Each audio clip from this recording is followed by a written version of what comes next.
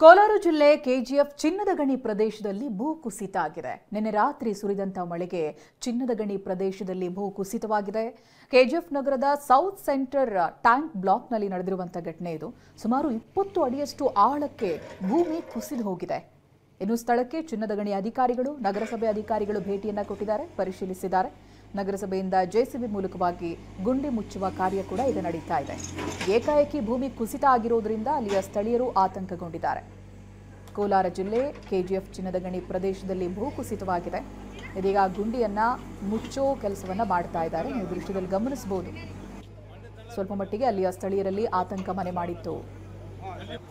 ಸುಮಾರು 20 ಅಡಿಯಷ್ಟು ಆಳಕ್ಕೆ ಭೂಮಿ ಕುಸಿದಿದೆ ಅನ್ನೋದು ಗೊತ್ತಾಗ್ತಾ ಇದೆ. ಹಾಗೆ ದೃಶ್ಯದಲ್ಲಿ ಗಮನಿಸಿದಾಗಲೂ ಗೊತ್ತಾಗುತ್ತೆ. ಸ್ಥಳಕ್ಕೆ ಈಗಾಗಲೇ ಚಿನ್ನದ ಗಣಿ ಅಧಿಕಾರಿಗಳು, ನಗರಸಭೆ ಅಧಿಕಾರಿಗಳು ಕೂಡ ಭೇಟಿಯನ್ನು ಕೊಟ್ಟಿದ್ದಾರೆ. ಏನಾಗಿದೆ ಅನ್ನೋದನ್ನು ಗಮನಿಸಿದ್ದಾರೆ. ಅದಾದ ನಂತರದಲ್ಲಿ ಈಗ ಆ ಗುಂಡಿಯನ್ನು ಮುಚ್ಚೋ ಕಾರ್ಯ ಆಗ್ತಾ ಇದೆ. ಜೆಸಿಬಿಯಿಂದ ಗುಂಡಿಯನ್ನು ಮುಚ್ತಾ ಇದ್ದಾರೆ. ಅಕ್ಕಪಕ್ಕದ ಮನೆ ನಿವಾಸಿಗಳು ಅಲ್ಲಿಂದ ಹೊರಗಡೆ ಬಂದಿದ್ದಾರೆ.